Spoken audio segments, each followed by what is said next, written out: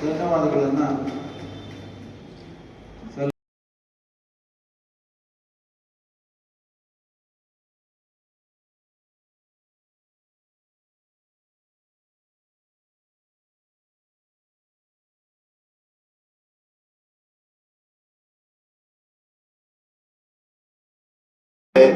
Court ನಡೆಸಕ್ಕಾಗ್ತಿದ್ದಿಲ್ಲ. ಎಲ್ಲ ಸಣ್ಣ ಸಣ್ಣ ಕೋರ್ಟ್ ಒಳಗೆ ನಾವು ಕೇಸ್ ನಡೆಸಬೇಕಾಗಿತ್ತು.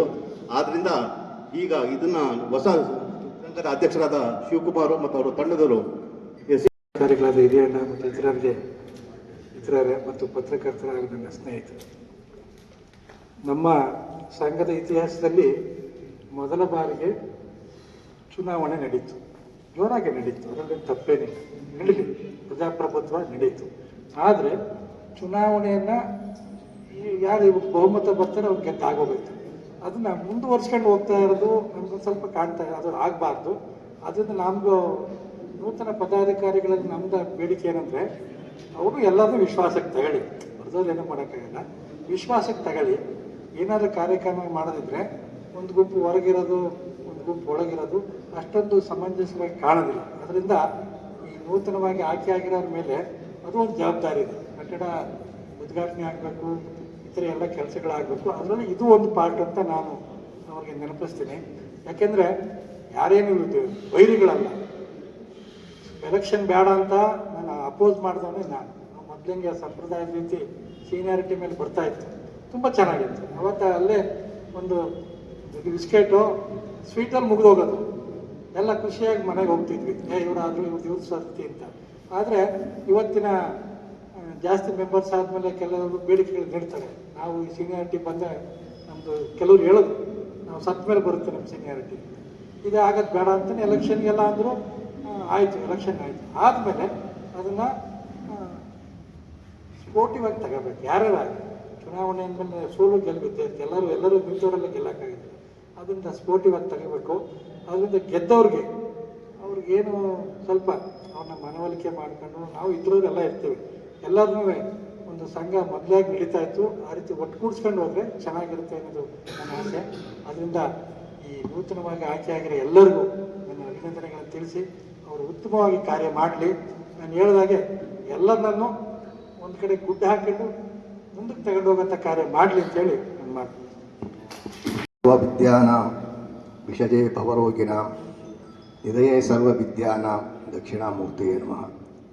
ನಿಮ್ಮೆಲ್ಲರಿಗೂ ಇವತ್ತು ಗುರುಪೂರ್ಣಿಮೆಯ ಶುಭಾಶಯಗಳು. ವೇದಿಕೆ ಮೇಲೆ ಇರುವಂಥ ಎಲ್ಲ ನಮ್ಮ ಸ್ನೇಹಿತರೆ ಮತ್ತು ವೇದಿಕೆಯ ಮುಂಭಾಗದಲ್ಲಿರುವಂಥ ಎಲ್ಲ ನಮ್ಮ ಸ್ನೇಹಿತರೆ ಮತ್ತು ಪತ್ರಿಕಾ ಮಾಧ್ಯಮದವರೇ ಮತ್ತು ಕುಟುಂಬದವರೇ, ಇವತ್ತು ಒಳ್ಳೆಯ ದಿವಸ. ನಾನು ಸಿದ್ಮಲ್ಲಪ್ಪನವ್ರು ಹೇಳಿದೆ, ಒಳ್ಳೆಯ ದಿವಸನೇ ಪದಗ್ರಹಣ ಮಾಡ್ತಾ ಇದ್ದೀರಿ, ಗುರುಪೂರ್ಣಿಮೆ. ಆ ಜೈನ್ ಗುರು ನಿಮಗೆಲ್ಲ ಒಳ್ಳೇದು ಮಾಡಲಿ. ಎರಡನೇದಾಗಿ ಇವತ್ತು ನಮ್ಮ ಸ್ನೇಹಿತರೆಲ್ಲ ಹೇಳಿದ್ರು ಗೆದ್ದಿದ್ದಾರೆ, ಏನೋ ಗೆದ್ದಿದ್ದಾರೆ, ಎಲ್ಲ NSS ಗೆದ್ದಿದ್ದಾರೆ, ಚೆನ್ನಾಗೇ ಗೆದ್ದಿದ್ದಾರೆ. ಹಾಗಾಗಿ ಅವರೆಲ್ಲರಿಗೂ ಮತ್ತೊಮ್ಮೆ ಶುಭಾಶಯಗಳು. ಆದರೆ ಒಂದು ವಿಷಯ, ನಿಮಗೆ ಇನ್ನು ಜವಾಬ್ದಾರಿ ಜಾಸ್ತಿ. ಜವಾಬ್ದಾರಿ ಸ್ವಲ್ಪ ನೀವು ಚೆನ್ನಾಗಿ ನಿರ್ವಹಿಸಬೇಕಾಗುತ್ತೆ. ಕಾರಣ ಅಂದರೆ ಎಕ್ಸ್ಪೆಕ್ಟೇಷನ್ ತುಂಬ ಇದೆ. ಒಟ್ಟು ಮೊದಲನೇದಾಗಿ ತಾವು ತಿಳ್ಕೊಳ್ಳೋದ ಅಂದರೆ ಒಂದು ವಿಷಯ ಹೇಳ್ತೀನಿ. ಪ್ರತಿಯೊಬ್ಬರು ಪ್ರತಿ ದಿವಸ ಇರಬೇಕು. ಬೇರೆ ಬೇರೆ ಊರಿಗೆ ಹೋಗೋದಾದ್ರೂ ಅಟ್ಲೀಸ್ಟ್ 7 ಜನ ಇದ್ದೀರಾ, 7 ಜನದಲ್ಲಿ ಒಬ್ಬರಾದರೂ ಮೆಂಬರ್ಸ್ಗೆ ಸಿಗೋ ಹಂಗೆ ಇರಬೇಕು. ಏಕೆಂದರೆ ಅವರ ಅಹವಾಲುಗಳನ್ನು, ಅವರ ಕಷ್ಟ ಕಾರ್ಪಣ್ಯಗಳನ್ನು ಅವ್ರು ನಿಮ್ಗೆ ಹೇಳ್ತಾರೆ, ನೀವು ಸ್ಪಂದಿಸಬೇಕು. ಇದು ನೀವು ಮೊದಲನೇದಾಗಿ ಮಾಡಬೇಕಾಗಿರುವಂಥ ಕೆಲಸ. ಎರಡನೇದಾಗಿ ನೀವು ಮಾಡಬೇಕಾಗಿರೋದೇನು ಅಂದರೆ ಒಂದು ಬ್ಲೂ ಪ್ರಿಂಟ್ ಹಾಕೋಬೇಕು. ನಾವು ಏಕೆಂದರೆ 1 ವರ್ಷ ಈಗ ಇವಾಗ ಹಂಗೆ ಬಂದ್ಬಿಡುತ್ತೆ. ಇನ್ನು 1 ವರ್ಷದೊಳಗೆ ನಾವು ಏನು ಕಾರ್ಯವನ್ನು ಮಾಡ್ತೀವಿ ಅಂತ ಅನ್ನೋದು ನಿಮ್ಮ ಮನಸ್ಸಿನಲ್ಲಿ ಇರಬೇಕು. ನಾವು ಈ ಕಾರ್ಯವನ್ನು ಮಾಡ್ತೀವಿ, ಈ ಕಾರ್ಯ ಮಾಡೋದಕ್ಕೆ ನಾವು ಏನು ಮಾಡಬೇಕು, ಈ ಕಾರ್ಯವನ್ನು ನೀವು 7 ಜನ ಇದ್ದೀರಾ, 7 ಜನ ಹೇಗೆ ಹಂಚ್ಕೋತೀರಾ? ಒಬ್ಬರೇ ಎಲ್ಲ ಕೆಲಸ ಮಾಡೋಕ್ಕಾಗಲ್ಲ. ಹೀಗಾಗಿ ನೀವು ಪ್ರತಿ 15 ದಿವಸಕ್ಕೆ ಒಂದ್ಸತಿ ಮೀಟಿಂಗ್ ಮಾಡಲೇಬೇಕು. ಆ 15 ದಿವಸದಲ್ಲಿ ನೀವು ಏನು ಕೆಲಸ ಮಾಡ್ತೀರಾ ಅದು ನಿಮ್ಮಲ್ಲೇ ವಿನಿಮಯ ಆಗಬೇಕು. ಮತ್ತೆ ಇನ್ನು ಮುಂದೆ 15 ದಿವಸಕ್ಕೆ ನೀವು ಏನು ಮಾಡಬೇಕು ಅಂತ ಅನ್ನೋದು ನಿಮ್ಮ ಮನಸ್ಸಿನಲ್ಲಿ ಇರಬೇಕು. ನೀವೇನು ಬ್ಲೂ ಪ್ರಿಂಟ್ ಹಾಕೊಂಡಿರ್ತೀರಲ್ಲ, ಅದಕ್ಕೆ ಈ ಸತಿ ಈ 15 ದಿವಸದಲ್ಲಿ ನೀವೇನು ಪ್ರೋಗ್ರೆಸ್ ಮಾಡಿದ್ದೀರ ಅಂತ ಪ್ರತಿಯೊಬ್ಬರೂ ಕೂಡ ಅಧ್ಯಕ್ಷರಿಗೆ ಹೇಳಬೇಕು. ಅಧ್ಯಕ್ಷರಿಗೆ ಹೇಳಿ ಆ ನಂತರದಲ್ಲಿ ಅದಕ್ಕೆ ಕಾರ್ಯರೂಪಕ್ಕೆ ಯಾವ ರೀತಿ ತರಬೇಕು ಅಂತ ಹೇಳಿದರೆ ಮೆಂಬರ್ಸ್ಗಳು ನಾವು ನಿಮಗೆ ನಮ್ಮ ಕೈಲಾದಂತಹ ಸಹಾಯ ಸಹಕಾರ ಎಲ್ಲದನ್ನು ನಾವು ಮಾಡೇ ಮಾಡ್ತೀವಿ. ಯಾರು ಏನಿಲ್ಲ ಅಂತ ಹೇಳೋದಿಲ್ಲ. ಯಾಕೆಂದರೆ ನಿಮ್ಮ ಮನಸ್ಸಿನಲ್ಲಿ ಏನಿದೆ ಅದನ್ನು ನೀವು ಬಿಚ್ಚಿಡಬೇಕು. ನಿಮ್ಮ ಮೀಟಿಂಗಲ್ಲಿ ಫಸ್ಟ್ ಮೀಟಿಂಗ್ ಏನಾಗುತ್ತೆ, ಫಸ್ಟ್ ಮೀಟಿಂಗಲ್ಲೇ ನೀವು ಮನಸ್ಸಿನಲ್ಲಿ ಏನಿದೆ ಫಸ್ಟ್ ಬಿಚ್ಚಿಡಬೇಕು. ನಾವು ಈ ಕೆಲಸ ಮಾಡೋಣ, 1 2 3 4 ಎಷ್ಟು, ಒಂದು 10 ಹಾಕತ್ತೀರಾ, ಒಂದು 5 ಹಾಕತ್ತೀರಾ, ಏನು ಹಾಕತ್ತೀರಾ ಕಾರ್ಯಕ್ರಮ, ಆ ಕಾರ್ಯಕ್ರಮಕ್ಕೆ ಯಾವ ರೀತಿ ನೀವು ಚಾಲನೆ ಕೊಡಬೇಕು. ಸೊ ಒಂದು ಡಿಸಿಪ್ಲಿನರಿ ಶಿಸ್ತುಬದ್ಧ ಕಾರ್ಯವನ್ನು ನೀವು ಮಾಡಿದ್ರೆ, ಇಲ್ಲ ಇಂಥವ್ರ ಕಾಲದಲ್ಲಿ ಇಂಥ ಒಂದು ಕೆಲಸ ಆಯಿತು, ಬಹಳ ಚೆನ್ನಾಗಿತ್ತು ಹಾಗೆ ಅಂತ ಹೇಳಿ ಎಲ್ಲ ನೆನೆಸ್ಕೋತಾರೆ. ಕಾರಣ ಅಂದರೆ ಆ ಕೆಲಸ ನಾವು ಮಾಡಿದ್ವಿ. ನಾವು ಇದ್ದಿದ್ದು ಅವಾಗ ಇಬ್ಬರೇ, ಬಿಲ್ಡಿಂಗು ಇತ್ತು, ನಮ್ಗೆ ಸ್ವಲ್ಪ ಜಾಗನೂ ಕಮ್ಮಿ ಇತ್ತು. ನಾವು ಒಂದು ಕೆಲಸ ಮಾಡಿದ್ದೇನು ಅಂತಂದರೆ ಪ್ರತಿ ತಿಂಗಳು ಒಂದೊಂದು ಗೆಸ್ಟ್ ಲೆಕ್ಚರಿಂಗ್ ಮಾಡಿಸಿದ್ವಿ. ಆ ರೀತಿ ಒಂದು ಎಜುಕೇಟಿವ್ ಆದಂತಹ, ಒಂದು ಇನ್ಫಾರ್ಮೇಟಿವ್ ಆದಂತಹ ವಿಚಾರಗಳನ್ನ, ಯಾಕೆಂದರೆ ಹೊಸ ಹೊಸ ಕಾಯ್ದೆಗಳು ಬರ್ತಾ ಇವೆ. ಇವತ್ತು ಪ್ರಧಾನಮಂತ್ರಿಗಳು ನಿನ್ನೆ ಮಂಡಿಸಿದಂತಹ ಕಾಯ್ದೆ ಇರಬಹುದು, ಇವತ್ತು ಮಂಡಿಸ್ತಾ ಇದ್ದಾರೆ ಒಂದು ವಿದೇಶಿ ವಿನಿಮಯ ಅಂದರೆ ಹೊರದೇಶದಿಂದ ಬರುವಂತಹ ಅದಕ್ಕೆ ಸಂಬಂಧಪಟ್ಟಂತೆ, ರೇರಾಗಿ ಸಂಬಂಧಪಟ್ಟಂತೆ ಇನ್ನು 10 ಹಲವಾರು ಕಾಯ್ದೆಗಳು ನಮ್ಮ ಸಂಸತ್ನಲ್ಲಿ ಮತ್ತು ನಮ್ಮ ವಿಧಾನಸಭೆಯಲ್ಲಿ ಮಂಡನೆ ಆಗುತ್ತೆ. ಅದು ನಮಗೆ ಯಾವ ರೀತಿ ಅದನ್ನು ನಾವು ಉಪಯೋಗಿಸ್ಕೋಬಹುದು, ನಮ್ಮ ಲೋಕಲ್ ಜೂರಿಸ್ಟಿಕ್ಷನಲ್ಲಿ ನಾವು ಅದನ್ನು ಯಾವ ರೀತಿ ಪಡಿಬಹುದು, ಅದರ ಸಾಧಕ ಬಾಧಕ ಏನು, ಇವೆಲ್ಲ ವಿಚಾರಗಳನ್ನು ನಾವು ಹೇಳಿದ್ರೆ ಒಂಥರ ಚೆನ್ನಾಗಿರುತ್ತೆ. ಮತ್ತು ಇನ್ನೊಂದು ಏನಾಗುತ್ತೆ ಅಂದರೆ, ಕೆಲವು ಕಾಯ್ದೆಗಳು ಈಗ ನೀವು ಫಾರ್ ಎಕ್ಸಾಂಪಲ್ ಈಗ ಕರ್ನಾಟಕ ಸಿವಿಲ್ ಕೋರ್ಟ್ ಆ್ಯಕ್ಟ್ ಅದು 28/2/2007 ರೆಟ್ರಾಸ್ಪೆಕ್ಟಿವ್ ಎಫೆಕ್ಟಿಗೆ ಕೊಟ್ಟರು. ಅದು ಕೊಟ್ಟಿದ್ದು ಕಕ್ಷಿಗಾರಗಳಿಗೆ ಬಹಳ ಅಂದರೆ ಬಹಳ ತೊಂದರೆ. ಅದು ಆ ಕೋರ್ಟಿಂದ ಈ ಕೋರ್ಟ್, ಈ ಕೋರ್ಟಿಂದ ಆ ಕೋರ್ಟು, ಅಲ್ಲೂ ಲಾಯರ್ ಫೀಸು, ಇಲ್ಲೂ ಲಾಯರ್ ಫೀಸು, ಹೈರಾಣಾಗೋಗ್ಬಿಡ್ತಾರೆ ಅವರು. ಅದನ್ನು ರೆಟ್ರಾಸ್ಪೆಕ್ಟಿವ್ ಎಫೆಕ್ಟಿಗೆ ಕೊಡಬಾರ್ದಾಗಿತ್ತು. ಅದನ್ನು ನಾವು MLA ಹೇಳಬೇಕು. ಅದನ್ನು ಯಾಕೆಂತಂದರೆ ಅವರು ಗಮನಿಸಿರ್ತಾರೋ ಗಮನಿಸಿರೋದಿಲ್ವೋ, ಇದು ಕಕ್ಷಿಗಾರಗಳಿಗೂ ಕೋರ್ಟ್ಗೂ ಮಧ್ಯೆ ಇರೋಂಥವ್ರು ನಾವು ಆ ವಿಚಾರವನ್ನು ಮನದಟ್ಟು ಮಾಡಬೇಕು, ಅಥವಾ ನಮ್ಮ ಪ್ರತಿನಿಧಿಗಳಿಗೆ ಅದು ವಿಚಾರನ ತಿಳಿಸಬೇಕು. ಸೊ ಈ ವಿಚಾರ, ಈ ರೀತಿಯಾದಂತಹ ಚರ್ಚೆ, ಆರೋಗ್ಯಕರವಾದಂತಹ ಚರ್ಚೆ ನಿಮ್ಮ ಮೀಟಿಂಗಲ್ಲಿ ಇರಬೇಕು. ಯಾಕೆಂತಂದರೆ ಈಗ ಬೆಂಗಳೂರಿನಲ್ಲಿ ಪ್ರಾಕ್ಟೀಸ್ ಮಾಡಿದಂಥವರು ನಮ್ಮ VTT ಅವರಿದ್ದಾರೆ, ಆಮೇಲೆ ಅವರು ಶಿವರಾಜ್ ಅವರು ಬೆಂಗಳೂರಿನಲ್ಲಿ ಪ್ರಾಕ್ಟೀಸ್ ಮಾಡಿದಂಥವ್ರು ಇದ್ದಾರೆ, ಹಿರಿಯ ವಕೀಲರುಗಳಿದ್ದಾರೆ, ಮಾರ್ಗದರ್ಶನವನ್ನು ಮಾಡ್ತಾರೆ. ಒಂದು ಇನ್ಫಾರ್ಮೇಟಿವ್ ಆಗಿ, ಎಜುಕೇಟಿವ್ ಆಗಿ ಹೋಯಿತು ಅಂತ ಕೇಳಿದ್ರೆ, ನಮ್ಮ ಜೂನಿಯರ್ಸು ಇವತ್ತು ಅವ್ರ ಕೈನಲ್ಲಿ ಏನೇನೋ ಇದೆ ನಾನು ಹೇಳೋದಿಲ್ಲ, ಅದ್ರ ಬದಲಾಗಿ ಅವ್ರ ಕೈನಲ್ಲಿ ಪುಸ್ತಕ ಬರಬೇಕು, ಅವ್ರ ಕೈನಲ್ಲಿ ಇನ್ಫಾರ್ಮೇಷನ್ ಬರಬೇಕು, ಉತ್ತಮವಾಗಿ ಅವರು ವಾದವನ್ನು ಮಾಡಬೇಕು, ಉತ್ತಮವಾಗಿ ಅವ್ರ ಕೇಸನ್ನು ನಡೆಸಬೇಕು, ಉತ್ತಮವಾಗಿ ಕಕ್ಷಿಗಾರಗಳಿಗೆ ಸಲಹೆಯನ್ನು ಕೊಡಬೇಕು. ಈ ಮಟ್ಟದಲ್ಲಿ ನಮ್ಮ ಏನು ವಕೀಲರ ಸಂಘ ಇದೆಯಲ್ಲ, ಒಂದು ಕ್ವಾಲಿಟಿ ಬಾರ್ ಆಗಬೇಕು. ಆ ಒಂದು ವಿಚಾರದಲ್ಲಿ, ಆ ಒಂದು ನಿಟ್ಟಿನಲ್ಲಿ ನೀವು ಸ್ವಲ್ಪ ಕೆಲಸ ಮಾಡ್ತು ಅಂತ ಕೇಳಿದ್ರೆ ಅದು ಒಂದು ಬೇಸ್ ಆಗುತ್ತೆ. ಮುಂದೆ ಬರುವಂಥವರು ಅದನ್ನು ಮುಂದುವರ್ಸ್ಕೊಂಡು ಹೋಗ್ಬೋದು, ಅಥವಾ ಅದನ್ನು ಸುಧಾರಿಸ್ಕೊಂಡು ಹೋಗೋದು, ಅಥವಾ ಅದನ್ನು ಇಂಪ್ರೂವ್ಮೆಂಟ್ ಮಾಡ್ತಾ ಹೋಗೋದು ಮಾಡಬಹುದು. ಧನ್ಯವಾದಗಳು. ಏಕೆಂದರೆ ನನ್ನನ್ನು ಚುನಾವಣಾ ಅಧಿಕಾರಿಯಾಗಿ ಆಯ್ಕೆ ಮಾಡಿದ್ದಾರೆ. ಆಮೇಲೆ ನೆಕ್ಸ್ಟು ಎಲ್ಲ ವಕೀಲರು, ಮಹಿಳಾ ವಕೀಲರಾಗಲಿ, ಹಿರಿಯರಾಗಲಿ, ಕಿರಿಯರಾಗಲಿ ಪ್ರತಿಯೊಂದಕ್ಕೂ ಸಪೋರ್ಟ್ ಮಾಡಿದರು, ಎಲ್ಲದಕ್ಕೂ ಸಪೋರ್ಟ್ ಮಾಡಿದರು. ಅವ್ರಿಗೂ ಎಲ್ಲ ಧನ್ಯವಾದ ಹೇಳ್ತಾ, ಮುಂದೇನು ಇದೇ ಥರ ಯಾರೇ ಬರಲಿ, ಯಾರೇ ಇರಲಿ, ಅವ್ರಿಗೂ ಸಪೋರ್ಟ್ ಮಾಡಿ. ಎಲ್ಲ ಲಾಯರ್ಗಳೇ, ನಾವು ಲಾಯರ್ಗಳೇ, ಹೀಗಾಗಿ ಮುಂದೆ ಯಾವುದೇ ಇದಾಗ್ದಂಗೆ ಏನೇ ಆಗಿರಲಿ, ಯಾರೇ ಆಗಿರಲಿ, ಇನ್ನೊಬ್ಬರೇ ಬರಲಿ. ಆಮೇಲೆ ಶಿವರಾಜ್ ಅಷ್ಟೇ, ನಮಗೆ ನಾನು ಹೇಳೋದಕ್ಕಾಗಲಿ ಅವ್ರು ಹೇಳೋದಕ್ಕಾಗಲಿ ಹೊಂದಾಣಿಕೆಯಲ್ಲಿ ಹೋಯ್ತು ಅಷ್ಟೇ. ಅದರಿಂದ ಯಾವುದೇ ರೀತಿಯಾದ ಪ್ರಾಬ್ಲಮ್ ಆಗಲಿಲ್ಲ. ಅವ್ರು ಹೇಳಿದ್ದಕ್ಕಾಗಲಿ ನಾನು ಹೇಳಿದ್ದಕ್ಕಾಗಲಿ ಅವ್ರಿಗೂ ಅನ್ನೋದು, ನಾನು ಹೇಳಿದ್ದಕ್ಕೆ ಅವ್ರು ಓಕೆ ಹೆಂಗೆ ಮಾಡೋಣ ಹಂಗೆ ಮಾಡೋಣ ಅನ್ನೋದಕ್ಕೆ ಎಲ್ಲ ಸಪೋರ್ಟ್ ಮಾಡಿದ್ದಾರೆ. ಎಲ್ಲರಿಗೂ ಧನ್ಯವಾದಗಳು ಹೇಳ್ತಾ ತಿಳಿಸ್ತಾ, ಮೊಟ್ಟ ಮೊದಲನೇದಾಗಿ ನನ್ನನ್ನು ಉಪಚುನಾವಣಾಧಿಕಾರಿಗಳನ್ನಾಗಿ ಆಯ್ಕೆ ಮಾಡಿದಂತಹ ಎಲ್ಲ ವಕೀಲರ ಸಂಘದ ಸದಸ್ಯರಿಗೆ, ಹಿರಿಯ ವಕೀಲರಿಗೆ ಧನ್ಯವಾದಗಳನ್ನು ತಿಳಿಸ್ತಾ, ನನ್ನನ್ನು ಉಪಚುನಾವಣಾಧಿಕಾರಿಯಾಗಿ ಮಾಡಿದ್ದು ಬಹುಶಃ ನಿಮಗೂ ಎಲ್ಲ ತಿಳಿದಿದೆ, ಚುನಾವಣೆ ಬೇಗ ಆಗಲಿ ಅಂತ. ಜೊತೆಗೆ ಯಾವುದೋ ಅಬ್ಜೆಕ್ಷನ್ ಕೂಡ ಬರಬಾರ್ದು ಅನ್ನೋ ಕಾರಣಕ್ಕೆ ನನ್ನನ್ನು ಎಲೆಕ್ಷನ್ ಆಫೀಸರ್ ಮಾಡಿದ್ದು. ಸೊ ಆ ನಿಟ್ಟಿನಲ್ಲಿ ನಮಗೆ ಏನು ತಾವು ಚುನಾವಣಾಧಿಕಾರಿಗಳಾಗಿ ಕೆಲಸ ನೇಮಕ ಮಾಡಿದ್ರಿ, ಶ್ರೀಕಾಂತ್ ಅವ್ರ ಜೊತೆ ಪಾಪ ನಾನು ಹೇಳಿದ್ದಕ್ಕೆ ಯಾವುದಕ್ಕೂ ಬೇಡ ಅನ್ನಲಿಲ್ಲ. ಎಲ್ಲ ಅಣ್ಣ ಹಿಂಗೆ ಮಾಡೋಣ ಹಿಂಗೆ ಮಾಡೋಣ ಹಿಂಗೆ ಮಾಡೋಣ ಅಂದಿದ್ದಕ್ಕೆ ಅವರು ಆ ಇಡೀ ಚುನಾವಣೆ 20 ದಿನದಲ್ಲಿ ಯಾವುದೇ ಒಂದನ್ನು ಬೇಡ ಅಂತ ಅಂದಿದ್ದಿಲ್ಲ, ಪ್ರತಿಯೊಂದನ್ನು ಮಾಡಿದ್ವಿ. ಜೊತೆಗೆ ಈ ಚುನಾವಣೆ ನಡೆಸೋದಕ್ಕೆ ತಾಲೂಕು ಆಡಳಿತ, ಪೊಲೀಸ್ ವ್ಯವಸ್ಥೆ, ವಕೀಲರ ಸಂಘ ಎಲ್ಲರೂ ಕೂಡ ನಮಗೆ ಸಾಕಷ್ಟು ಸಹಕಾರ, ನೆರವನ್ನು ನೀಡಿದ್ದಾರೆ. ಜೊತೆಗೆ ನಾನು 11 ವರ್ಷಗಳ, ನಾನು ಲಾಯರ್ ಆಗಿ 11 ವರ್ಷ, ನನ್ನ ವೃತ್ತಿ ಜೀವನದ ಪ್ರಾರಂಭದ ದಿನಗಳಲ್ಲಿ ಬೆಂಗಳೂರಲ್ಲಿ ಚುನಾವಣೆಗಳನ್ನು ನೋಡ್ತಾ ಇದ್ದೆ. ನಾನೊಂದು ಟೀಮ್ಗೆ ಅಲ್ಲಿ ಕೆಲಸ ಮಾಡ್ತಾ ಇದ್ದೆ, ನಮ್ಮ ಟೀಮು ಎಲ್ಲ ಗೆಲ್ಲಿಸ್ಬೇಕು ಅಂತ. ಅಲ್ಲೆಲ್ಲ ನಾನು ಹೇಳೋದಕ್ಕೆ ಯಾರೂ ಬೇಡ ಅಂತಿರ್ಲಿಲ್ಲ, ಏನೋ ಹೇಳ್ತಾನೆ ಇವ್ನು ಹೇಳೋದು ಸರಿ ಇರುತ್ತೆ ಅನ್ನೋ ಕಾರಣಕ್ಕೆ ಇಡೀ ಎಲೆಕ್ಷನ್ ಪ್ರೋಸೆಸ್ನ ನಾನು ಕೇಳಿದ್ರೆ ಎಸ್ ನೀನು ಹೇಳಿದ್ದನ್ನು ಮಾಡೋಣ ಅನ್ನೋ ಕಾರಣಕ್ಕೆ ಮಾಡ್ತಾ ಇದ್ರು. ಅಲ್ಲಿ ತಿಳ್ಕೊಂಡು ಬಂದಂಥ ಸ್ವಲ್ಪ ಕೆಲಸವನ್ನು ನಮ್ಮ ವಕೀಲರ ಸಂಘದ ಚುನಾವಣೆಯಲ್ಲಿ ನಾನು ಇಂಪ್ಲಿಮೆಂಟ್ ಮಾಡಿದೆ, ಉಪಯೋಗ ಮಾಡಿದೆ. ನಾನು ಹೇಳಿದ್ದಕ್ಕೆಲ್ಲ ನಮ್ಮ ಮುಖ್ಯ ಚುನಾವಣಾಧಿಕಾರಿಗಳು ಮಾಡಿ ಅಂತ ಅಂತಿದ್ರು. ಜೊತೆಗೆ ಇಡೀ ಚುನಾವಣೆಗೆ ನಮ್ಮ ಆಡಳಿತಾಧಿಕಾರಿಗಳು ನೆರವನ್ನು ಕೊಟ್ಟರು.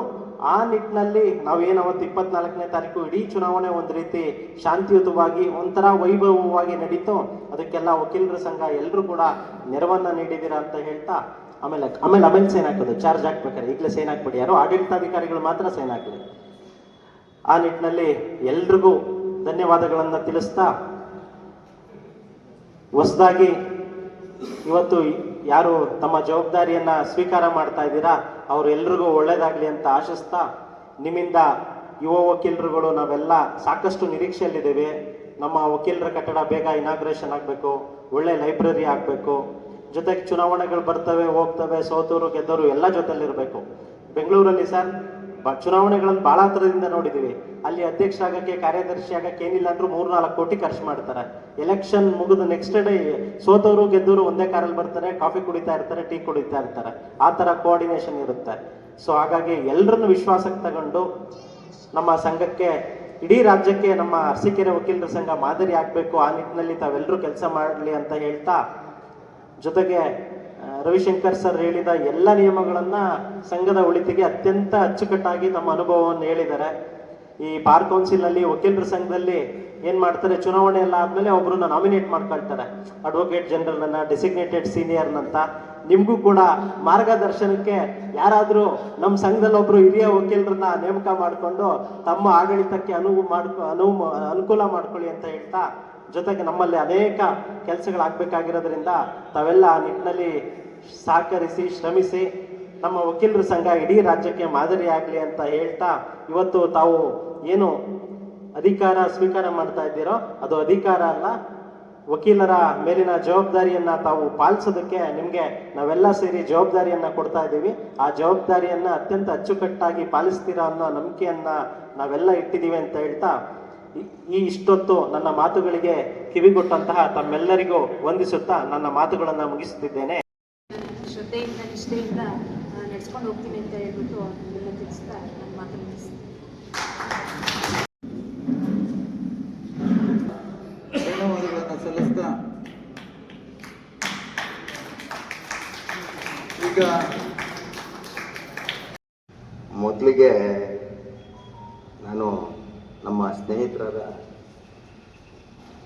ಶ್ರೀಕಾಂತ್ ಮತ್ತು ನಮ್ಮ ಶಿವರಾಜ್ನ ನಾನು ಭಾಳಷ್ಟು ನೆನೆಸ್ಕೋಬೇಕಾದಂತಹ ಕೆಲಸ ಕಾರ್ಯಗಳನ್ನ ಮಾಡಿದ್ದಾರೆ. ಅವ್ರನ್ನ ಈ ಸಂದರ್ಭದಲ್ಲಿ ನಾನು ನೆನೆಸ್ಕೊಂಡಿಲ್ಲ ಅಂತಂದರೆ ಅದು ಭಾರಿ ತಪ್ಪಾಗುತ್ತೆ.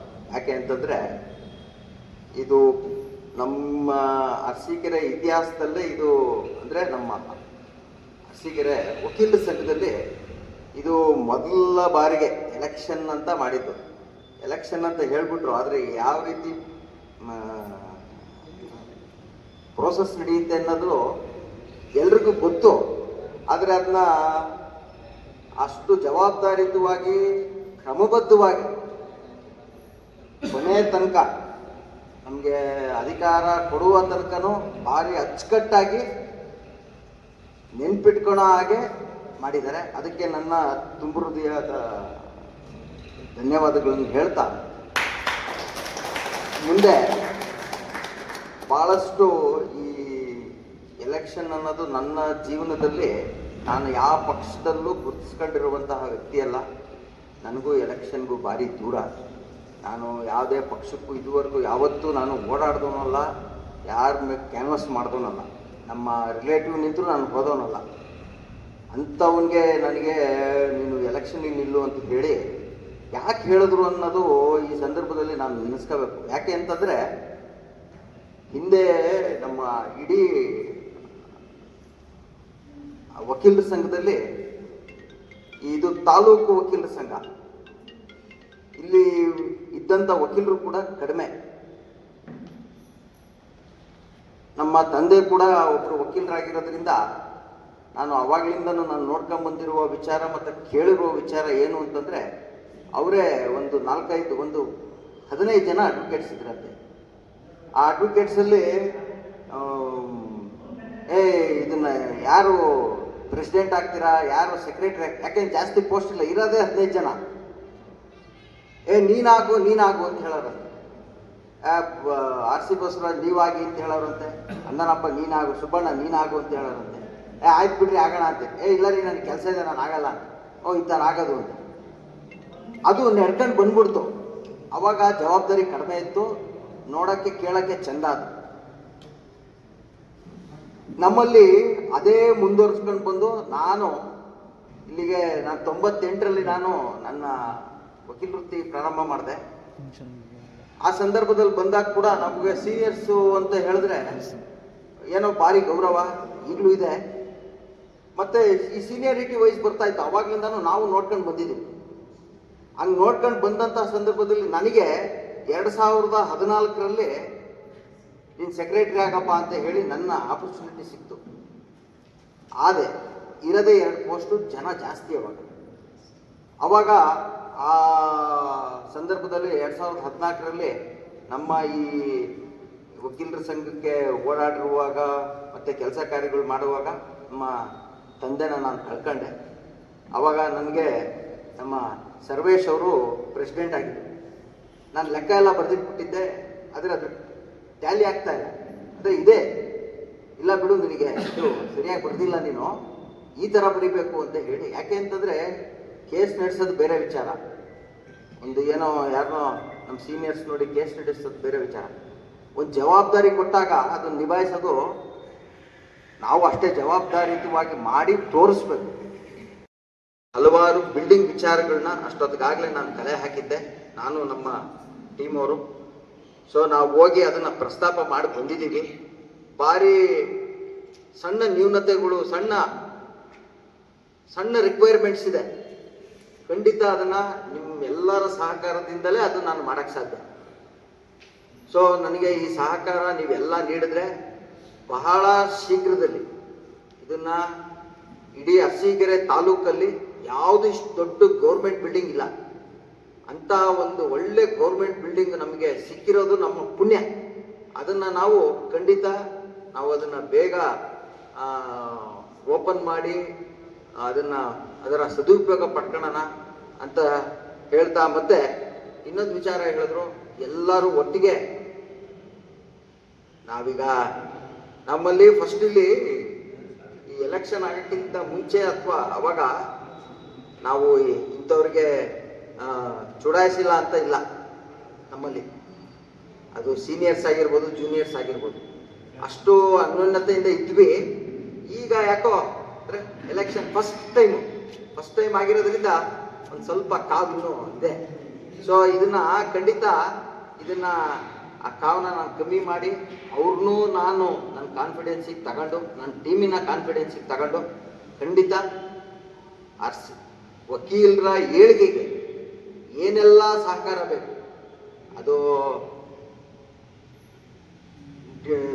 ಜಡ್ಜ್ ಮೀಟ್ ಮಾಡೋದಾಗಿರ್ಬೋದು, ಮಿನಿಸ್ಟರ್ ಮೀಟ್ ಮಾಡೋದಾಗಿರ್ಬೋದು, ಅದು ಯಾವ ಸಮಯ ಸಂದರ್ಭ ಯಾವತ್ತಾದರೂ ಆಗಿರ್ಬೋದು, ಅದಕ್ಕೆ ನಾನು ನಮ್ಮ ಟೀಮು ಯಾವಾಗಲೂ ರೆಡಿ ಇರ್ತೀವಿ. ಮತ್ತು ನಾವು ಯಾವಾಗಲೂ ಹೇಳ್ತೀನಿ, ಈ ರವಿಶಂಕರ್ ಮಾತಾಡೋದ್ರೆ ಕೇಳ್ತಾ ಇರೋಣ ಅಂತ ಅನಿಸುತ್ತೆ. ಅಂದರೆ ಬೇರೆಯವ್ರು ಮಾಡೋದು ಇಲ್ಲ ಅಂತಲ್ಲ, ಯಾಕೋ ಕೇಳೋಣ ಅನಿಸುತ್ತೆ. ಮತ್ತು ತುಂಬ ಹೊತ್ತು ಉಳಿದ್ಬಿಡುತ್ತೆ. ಅವರು ನಮ್ಮ ತಂದೆ ಸೀನಿಯರ್ ಆದರೂ ಕೂಡ ನಾವು ಅವರ ಆರ್ಗ್ಯುಮೆಂಟ್ ಶೈಲಿ ಅದೆಲ್ಲ ನಾನು ಅವ್ರು ನೋಡೇ ಕಲ್ತಿರೋದು. ಸೊ ಅಂಥವರಿಂದ ನಾನು ಇವತ್ತು ಸಾಕಷ್ಟು ಜವಾಬ್ದಾರಿ ವಹಿಸ್ಬಿಟ್ರು. ಯಾವ ರೀತಿ ಅಕಾಡೆಮಿಕ್ ಆಗಿ ಯಾವ ರೀತಿ ಅಡ್ವೊಕೇಟ್ಸ್ನ ಸ್ಟ್ರಾಂಗ್ ಆಗಿ ಮಾಡಬೇಕು, ಈ ರೀತಿ ಸ್ಟ್ರಾಂಗ್ ಆಗಿದ್ದರೆ ಅಡ್ವೊಕೇಟ್ಸ್ನ ಯಾವ ರೀತಿ ಗುರುತಿಸ್ತಾರೆ. ಮತ್ತು ಇಡೀ ನಮ್ಮ ಹಾಸನ ಜಿಲ್ಲೆಯಲ್ಲಿ ಹಿಂದಿನಿಂದ ಅರಸೀಕೆರೆ ವಕೀಲರು ಅಂತಂದರೆ ಅವರು ಗುರುವಾರ ಬಂದಿದ್ದಾರೆ ಅಂದರೆ ಅವ್ರು ಏನೋ ಹೇಳೋಗ್ತಾರೆ ಅಂತ, ಅಂದರೆ ಅಷ್ಟು ಲರ್ನೆಡ್ ಅಂತ. ಸೊ ಈ ರೀತಿ ವಕೀಲರ ಬೆಳವಣಿಗೆಗೆ ಮತ್ತು ಅವ್ರ ಅಕಾಡೆಮಿಕ್ ಆಗಿ ಸ್ಟ್ರಾಂಗ್ ಆಗಿರೋದಕ್ಕೆ ಏನೇನು ನಮ್ಮ ಕೈಯಿಂದ ಸಾಧ್ಯನೋ, ಅದು ಲೈಬ್ರರಿ ಇರ್ಬೋದು, ಮತ್ತು ಆಸನದ ವ್ಯವಸ್ಥೆ ಇರ್ಬೋದು, ಕುತ್ಕೊಂಡು ಓದುವಂತಹ ಸ್ಥಳ ಆಗಿರ್ಬೋದು, ಇದನ್ನೆಲ್ಲ ಖಂಡಿತ ತುಂಬ ಜವಾಬ್ದಾರಿ ಇದೆ. ಬಿಲ್ಡಿಂಗ್ ಏನೋ ರೆಡಿ ಇದೆ, ಅದನ್ನು ಓಪನ್ ಮಾಡಿಸೋದು. ಆಮೇಲೆ ನಮ್ಮ ಅಸೋಸಿಯೇಷನ್ನ ಈಗ ನಾವು ಬಿಟ್ಕೊಟ್ಬಿಟ್ಟಿದ್ದೀವಿ, ಕೋರ್ಟಿಗೆ ಬಿಟ್ಕೊಟ್ಬಿಟ್ಟಿದ್ದೀವಿ, ಕೋರ್ಟ್ ನಡೆಸೋದಕ್ಕೋಸ್ಕರ ಸ್ಥಳ ಇಲ್ದಲೇ ಇರೋದು. ಸೊ ಅದನ್ನೆಲ್ಲ ಶಿಫ್ಟ್ ಮಾಡಿದ್ಮೇಲೆ ಅದನ್ನು ಒಂದು ರೂಪ ತರುವಂಥದ್ದು. ಈ ಬೆಳವಣಿಗೆಗೆ ಖಂಡಿತ ನಮ್ಮ ಟೀಮು ಸಂಪೂರ್ಣ ಸಹಕರಿಸುತ್ತೆ.